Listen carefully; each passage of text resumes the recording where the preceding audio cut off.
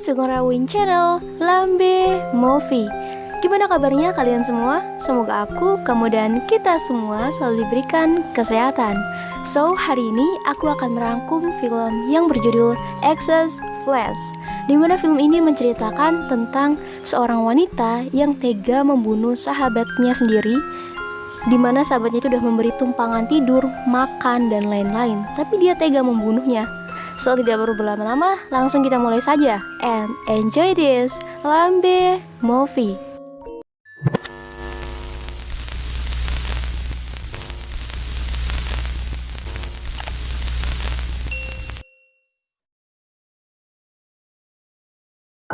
Ia adalah Jennifer. Ia baru saja pulang dari pekerjaannya sebagai seorang model. Jennifer sangat senang mendapatkan gaun dari Nina. Karena gaun itu tidak cocok untuk Nina, jadi Nina memberikannya kepada si Jennifer. So, Jennifer ini tinggal bersama sahabat baiknya, yaitu Jill. Nama panjangnya itu Jelly. Jelly, kayak makanan ya. Nah, si Jill ini adalah seorang pengangguran, no lab, dan kerjanya cuma makan, tidur, dan ngehalu aja terus setiap hari. Iseng-iseng si Jennifer bilang kalau beberapa hari yang lalu, ia kelepasan melakukan hubungan badan dengan si Rob. By the way, Rob adalah pacarnya si Jill. Sontak, Jill pun kesal. Lalu Jennifer tertawa karena dia hanya bercanda. Kemudian Jennifer ingin mengajak Jill untuk keluar buat jalan-jalan, makan malam lah gitu. Tapi dipaksa 1000 kali pun, Jill gak akan pernah mau keluar rumah. Keesokan harinya, Jennifer mengadakan pesta di apartemennya. Di lain sisi, Jill sendirian di kamar sembari makan ciki. Karena sebenarnya nih, Jill ini pun gak diberitahu sama si Jennifer kalau si Jennifer akan mengadakan pesta.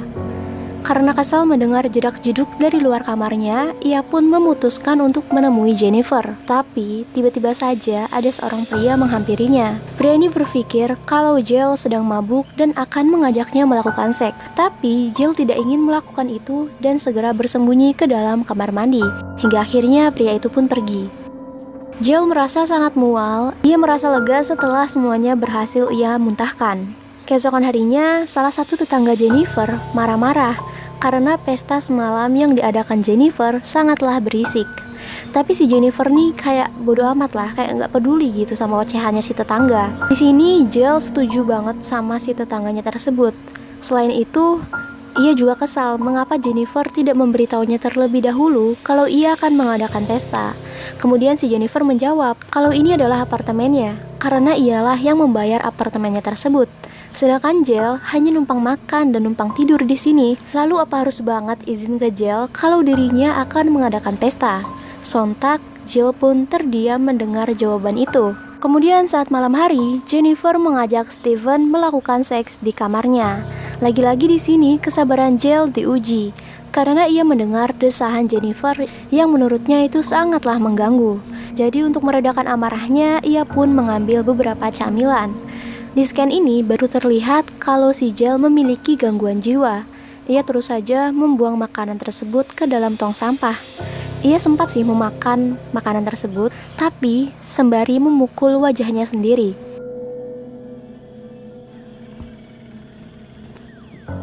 Keesokan harinya, ia iseng-iseng nge-stalk Facebook pacarnya. Dan ia tertawa kesal saat melihat pacarnya berfoto dengan seorang wanita dan beberapa anak kecil. Tak lama kemudian, Rob atau pacarnya si Jill ini datang. Kemudian Jill mempersilakannya masuk untuk makan pagi. Ia bertanya mengenai postingan Facebook milik Rob, dan di sini Rob berkata kalau saat itu ia bekerja di divisi layanan anak dan keluarga California. Jadi intinya wanita dan anak kecil itu bukanlah siapa-siapanya Rob. Jill hanya bisa tersenyum dan memberikan bekal makan siang untuk Rob. Saat malam hari, ibunya Jill menelpon. Oh iya, by the way, sang ibunda juga menderita gangguan jiwa. Dan saat ini, sang ibu sedang melakukan rehabilitasi. Si ibu bercerita kalau tadi malam ia bermimpi aneh tentang anaknya dan memberitahu kalau Jill lebih baik segera pulang ke rumah. Tapi Jill tuh berpikir kalau ibunya sedang ngelantur. Hingga suatu hari, ketahuanlah kelakuan Jennifer yang ternyata sering banget kasar dan semena-mena ke si Jill. Inilah puncak kesabaran Jill. Ketika malam hari, Jill menyekap Jennifer dan merantai kedua tangannya di tembok. Saat Jennifer sadar, ia cuma bisa terdiam dan syok dengan kelakuan si Jill. Di awal-awal, Jill memang belum melakukan suatu tindakan yang sadis kepada Jennifer. Ia cuma menghabiskan camilan di kulkas, nonton TV, begitu terus setiap hari. Hingga beberapa hari kemudian, Rob atau pacarnya Jill ini ingin menemui kekasihnya. Karena ia khawatir sebab bosnya Jennifer memberitahu Rob kalau Jennifer tidak pernah pergi bekerja.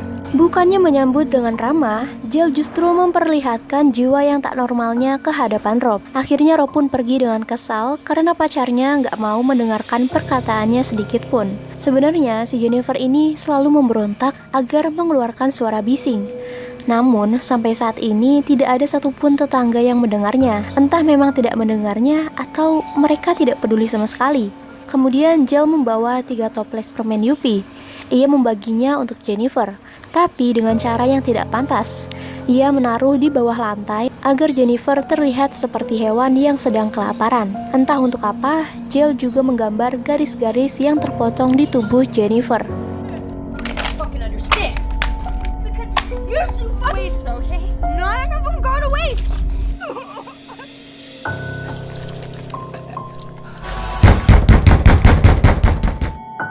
Keesokan harinya, ia mengambil satu paket yang di dalamnya berisi kayak ramuan yang nanti ia racik sendiri gitu. Setelah beberapa jam, ia campur ramuan tersebut, kemudian ia memasukkannya ke dalam suntikan.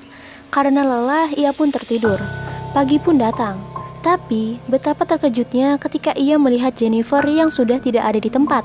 So, dia langsung nyari keluar dengan keadaan seperti itu. Ia bertanya ke orang-orang sekitar apartemen. Mbak, kamu ngelihat Jennifer nggak? Dia teman sekamar saya, rambutnya agak pirang, tubuhnya juga sangat kurus. Sudah bertanya ke sana kemari, tapi tidak juga membuahkan hasil. Tapi akhirnya ia berhasil juga menemukan Jennifer, walaupun berpapasan dengan polisi yang sedang patroli. Polisi itu menghampiri mereka dan bertanya, kenapa kalian berdua keluar dengan penampilan seperti ini? Dan apakah teman kamu atau si Jennifer itu baik-baik saja? Jill pun menjawab kayak, ini teman sekamar saya pak, dia memang mempunyai gangguan tidur. Jadi dia sedikit stres, makanya ini saya mau antar dia pulang. Tapi si polisi wanita ini memiliki kecurigaan yang cukup besar, bahkan ia berniat membawa mereka ke kantor polisi untuk keterangan lebih lanjut. Tapi si Jill ini tetap aja kekeh kalau tidak terjadi apa-apa. Akhirnya pihak kepolisian pun percaya kepada mereka dan mengantarnya pulang. Tapi sayang banget nih, polisi nggak masuk ke dalam apartemennya Jill. Hari demi hari, Jill dan Jennifer semakin akrab. Mereka bercanda dan tertawa hingga si Jennifer tidak sengaja berkata kalau ia pernah melakukan seks dengan Rob. Dan disinilah Jill meluncurkan aksi pembunuhannya. Ia segera mengambil pisau dan menusukkan pisau itu ke perut Jennifer berulang-ulang kali.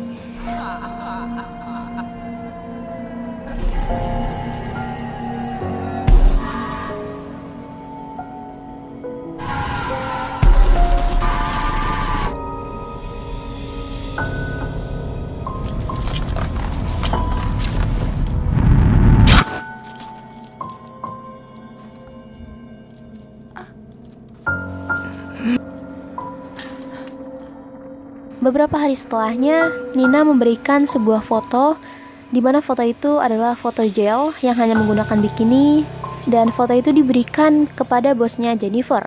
Di sana juga tertulis kalau Jennifer telah mati dibunuh oleh Jill. Kemudian Nina menyuntik bosnya Jennifer dan tewas di tempat. Jadi itu adalah suntikan yang dibuat oleh Jill. Dan di akhir film, terlihat Jill yang memotong daging perutnya sendiri agar dirinya terlihat langsing. Endingnya ini benar-benar mencerminkan sesuai dengan judul film ini, yaitu excess flesh, yang artinya kelebihan daging. Jadi Jill merasa kalau dirinya itu kelebihan daging, dan ia memotong dagingnya sendiri agar terlihat langsing. Dan dia ngerasa kalau dia memotong dagingnya sendiri, maka daging di tubuhnya pun akan berkurang. Oke, film pun tamat.